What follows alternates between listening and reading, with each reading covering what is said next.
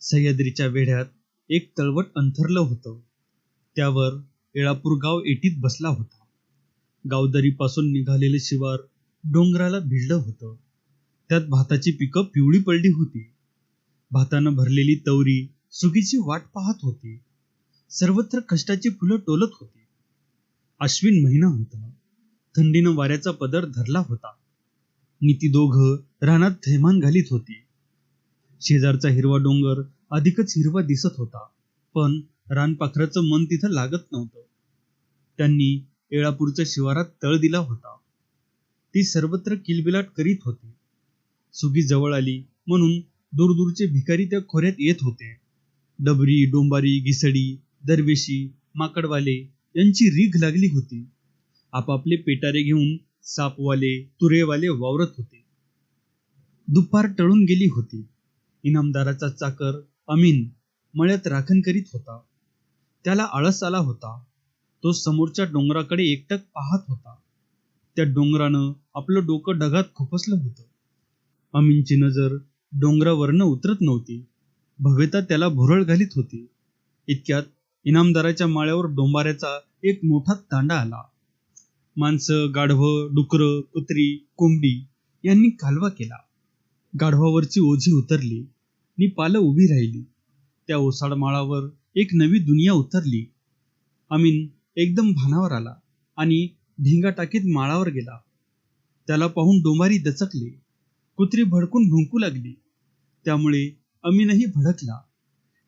ही इनामदाराची जागा आपल्या बापाची समजून तुम्ही छावणी ठोकली, ह्याचं नाव काय? अमीननं सर्वांना उद्देशून सवाल केला. एका पालाकडे बोट दाखवीत सर्व डोंबारी एका सुरात म्हणाले, ते बिलवरीला विचारा. अमीन दारात येताच बिलवरी हसत बाहेर आली. पान खाऊन तिच्या रेखीव ओठांना काजळी चढली होती. डोळे सुंदर होते नि नजरेत तरलता होती. तिच्या नाकात चमकणारी फुली तिच्या नजरेची स्पर्धा करीत होती. तिचा रंग गव्हासारखा होता. छाती रुंद होती आणि तिचे उरूच पदराआड दडत नव्हते. पाठीवर रुळणारे केस खाली पोटऱ्या कुरवाळीत होते. त्यामुळे तिच्यावर नजरच ठरत नव्हती. तिने अमीनकडे पाहिलं. अमीनचे भान हरपले. काय बोलावे याची त्याला भ्रांत पडली. तो कावराबावरा झाला आणि बिलवरी खुदकन हसली. तिच्या भोवती डोंबाऱ्यांनी गर्दी केली होती. त्यात शेंडीवाले, दाढीवाले, मिशा पिळून आकडे केलेले, तुळतुळीत डोकीचे, भुरभुरीत झिपरे नि लंगुटी लावलेले, जख्ख म्हातारे अशी कित्येक माणसे होती. त्यांच्या घोळक्यात बिलवरी अप्रतिम दिसत होती. अमीनच्या पराधीन आत्म्याला ती देवासारखी वाटली. त्याच्या तृप्त काळजात एक कळ जिवंत झाली. माझं नाव बिलवरी. मी आपली जमात घेऊन सुगी कराय आले आहे. मी परवानगी काढली नाही, परंतु या ओसाड माळाचं नशीब उघडलं आहे. असं म्हणून ती मोहक हसली. तिच्या हसण्याचा आवाज अलगुजासारखा निघाला आणि अमीन भारला गेला. तो विचार करून म्हणाला, पण सरकार, मी स्वतः त्यांची भेट घेईन. तुम्ही काळजी करू नका. ती पाठीवरचा पदर पुढे पुढे ओढीत म्हणाली. अमीन काहीच न बोलता परतला. बिलवरी 20 वर्षाची होती. तिच्या तारुण्याची कमान चढत होती. त्याला रूपाची जोड मिळाली होती. तिच्या कंठात मधुरता नि पायात जादू होती. कित्येकांना तिने वेळ लावले होते. तिचा तमाशा म्हटलं की लोक चेकाळत. कित्येक तिच्यासाठी झुरणी लागत होते. परंतु ती अचल होती. 200 माणसाची ती करती होती. तिच्या छायेत ती गरीब जमात जगत होती. काही मातबर तिला वाडे बांधून द्यायला तयार होते. काहींनी इनामी जमिनीचे बक्षीसपत्र तयार ठेवली होती. पण बिलवरी त्या मोहाला बळी पडत नव्हती. ती वाऱ्याप्रमाणे त्यांच्या जवळ येऊन दूर जात होती. तिला पाहून दगडासारखा अमीन वितळला होता. त्याच्या डोळ्यापुढे बिलवरी गिरक्या घेत होती. बिलवरी भाग्यवान, गुणवान आहे नि आपण लाचार आहोत याची त्याला खंत वाटत होती. अमीन गरीब होता. लहानपणीच त्याचे आईबा मेले होते. तो अंगापिंडानं धनगंभीर होता. नाकी डोळी तरतरीत होता. तो 25 वर्ष इनामदाराचं अन्न खात होता. अंगात रेड्याचं बळ नि उरात वाघाची हिंमत घेऊन धन्याची सेवा करीत होता. त्याला आत्माचा एकही तंतू नव्हता. इनामदार हाच आपलं सर्वस्व समजून तो त्याच्याबरोबर सावलीसारखा हिंडत होता. धनी हसला की तोही हसे, धनी चिडला की तोही चिडत असे. आपल्या मातबर मालकासाठी त्याने कित्येक कलागती काढल्या होत्या. 5-50ची झुंज दिली होती. त्यामुळे इनामदाराऐवजी अमीनचाच गावावर दरारा बसला होता. तो फार कमी बोले, फारसा हसतही नसे. तो अबोल बसून फक्त ऐकून घेई आणि गाठीला बांधून ठेवी. मालक नसला की मग बोले. बोलताना दूरवर पाहून हळूच बोले, पण हसत बोले. अमीन एखाद्या माणसाळलेल्या वाघासारखा त्या वाड्यात वावरत असे. त्याचा मालक त्या खोऱ्यात भयंकर माणूस म्हणून ओळखला जात होता. त्याच्या पुढे ताठ मान करून चालणे हा गुन्हा होता. मुजरा न करणाऱ्याला क्षमा केली जात नसे. त्याच्या 2 बायका 2 वाड्यात नांदत होत्या. त्याचा 3रा वाडा म्हणजे गुहाच होती. तिथे सुंदर चेहरे, तरुण देह यात तो जगत होता. बेबंद होऊन वयाची 40शी दारूत बुडवीत होता आणि त्या चिरेबंदी वाड्यात वाघासारखा गरजत होता. सूर्य मावळतीची वाट चालत होता. वाऱ्यानं दिशा बदलली होती. झाडांच्या सावल्यांनी अंग टाकलं होतं. अमीन बिलवरीचा विचार करीत होता. इनामदार मळ्यात आला. त्याला पाहताच अमीन उठला. माळावरची पालं पाहताच इनामदाराला राग आला. तो समोर पाहत म्हणाला, अमीन, ही पालं कुणाची? डोंबऱ्याची सरकार, अमीन उत्तरला. कुणाला विचारलं त्यांनी? इनामदार म्हणाला, जाऊन त्यांच्या पुढाऱ्याला घेऊन ये. अमीन गेला. बिलवरी व तिचा बाप यांना घेऊन आला. बिलवरी हसतच आली. तिला पाहून इनामदार चकित झाला. थोड्या वेळापूर्वी आलेली चीड विरघळून तो शांत झाला. परवानगी न घेता मी माळ्यावर उतरले. क्षमा करा, मी सुगी कराय आले आहे. सुगी संपली की आम्ही जाऊ. अगदी नम्रपणे बिलवरी म्हणाली. पदरात आपला देह लपटून घेत ती पुन्हा हसली. तिची ती मोहक हालचाल इनामदाराच्या वर्मी बोचली. तिनं त्या उग्र माणसाचं अस्तित्व भुईसपाट केलं. तो उदार होऊन म्हणाला, काही हरकत नाही, खुशाल रहा. नाव काय तुझं?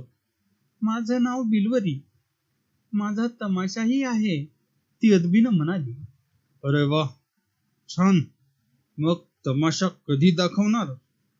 हर्षभरीत होऊन इनामदारानं विचारलं. आणि बिलवरी आपली चपळ नजर भरकन त्याच्याकडे वळवीत म्हणाली, सांगाल तेव्हा नि सांगाल त्या ठिकाणी. मग आजच आमच्या वाड्यात, असं म्हणून स्वारी उठली आणि गावाकडे गेली. बिलवरीनं अमीनला विचारलं, तुमचं नाव काय? माझं नाव अमीन. अमीन आश्चर्याने चकित झाल्यासारखं करीत ती म्हणाली, मी तमाशाला येण्यापूर्वी तुम्ही माझ्याकडे या. तुम्ही येईपर्यंत मी थांबेन. तिच्या त्या डोळ्यात सुंदर आपुलकीचा भाव भरला आणि अमीनचं मन त्यात बुडून गडप झालं. निम्मी रात्र झाली होती. विलासराव इनामदाराचा चिरेबंदी वाडा बिलवरीच्या पायातील नुपुरांना निनादत होता. पल्लेदार आवाज वातावरणाची कत्तल करीत होता. बिलवरी तलवारीप्रमाणे तळपत होती. इनामदाराची मित्रमंडळी भान हरपली होती. वाड्याचा दरवाजा बंद होता. नादिष्ट गावकरी बंद दारापुढे बसून ऐकत होते. बारकी पोरं दाराच्या फटीतून आत पाहत होती आणि इनामदाराला इरसाल शिव्या देत होती. तमाशा रंगात आला होता. बिलवरीनं वरच्या सप्तकात एक लावणी सुरू केली.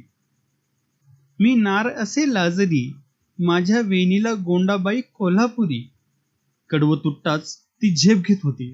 निळा रेशमी पदर भराऱ्याप्रमाणे डोकीवर धरून धनुष्याच्या कमानीप्रमाणे ती लवत होती. त्यावेळी शीड उभारलेले तारू सागरावर आरूढ व्हावे तशी ती दिसत होती. दौलतमंद प्रेक्षकांच्या भावनांचा कडेलोट होत होता. ते रुपयांच्या मुठी उधळून आपला हर्ष व्यक्त करीत होते. अमीन काळवंडला होता. तो कोपऱ्यात बसून बावरला होता. त्याला त्याच्या लाचारीची जाणीव झाली होती. हे सर्व लोक थोर आहेत, आपण मात्र गरीब आहोत. आपण बिलवरीला काहीच देऊ शकत नाही, नव्हे आपला आनंदही व्यक्त करू शकत नाही. आपण यांचे गुलाम आहोत, असं वाटून तो भुई टोकरीत होता. तमाशा संपला. बिलवरीनं पदरानं घाम पुसला, साजाची आवरावर केली. तेव्हा इनामदार म्हणाला, आमचं समाधान झालं नाही, परत उद्या येईल की. असं म्हणून बिलवरी अमीनकडे वळून म्हणाली, चला मला घरी पोचवा. दुबळेपणाच्या जाणीवेनं खचलेला अमीन एकदम उठला. दिवसताच पेठाऱ्यातून नाग उठावा तसा तो उभा राहिला. अंगावरून गाडी गेलेल्या सर्पाप्रमाणे इनामदाराचं मन सरफळलं. बिलवरीची अमीनशी सलगी त्याला आवडली नाही. तो कडवट सुरात म्हणाला, बिलवरी, अमीन आमचा चाकर आहे. इनामदाराच्या त्या शब्दांनी अमीनवर निखाऱ्याचा वर्षाव केला. त्याचं हृदय विदीर्ण झालं. बिलवरी पुढं मालकानं आपला मुद्दाम अपमान केला असं वाटून त्याचं मेलेलं मन एकदम उठून बसलं. चाकर या शब्दानं घेतलेला घाव पेलून ते सरळ झालं. एखाद्या वाघाच्या वर्मी बाण बसावा नि तो तसाच घेऊन त्या वाघानं गिरीकरंदरात फिरावं. तद्वत इनामदाराचा बोल उरात घेऊन अमीन अंधारात शिरला. गावदरीला येताच बिलवरी अमीनला म्हणाली, सरकारांनी तुमचा अपमान केला. एवढ्या मोठ्या माणसानं असं बोलणं बरं नाही. तेही एक बरंच झालं. अमीन दग्ध सुरात म्हणाला, मी गरीब आहे, मला कुणी नाही. जन्मभर मी त्या वाड्यात आहे, पण आज वाईट घडलं. माणूस धनानं मोठा असून चालत नाही, तो मनानंही मोठा असावा लागतो. छान, ती चटकन म्हणाली, तुम्ही फारच शहाणे आहात. गरीबालाही मन असतं हे कुणीच विसरू नये. बोलत बोलत ती दोघं पालाजवळ आली. बिलवरी म्हणाली, मी उद्याही वाड्यात जाणार आहे. मला न्यायला तुम्हीच आलं पाहिजे. मी वाट पाहीन. शिवारात सुगीची आतघाई सुरू होती. अमीन रोज बिलवरीकडे जाऊन बसत होता. त्यांचा परिचय वाढत होता. एखाद्या दिवशी अमीनला उशीर झाला की बिलवरी बावरत होते. आपण त्याची वाट का पाहतो याचं नवल वाटून मनातच हसत होती. अमीननं यावं, बोलावं, हसावं असं तिला वाटत होतं आणि अमीन न चुकता येत होता.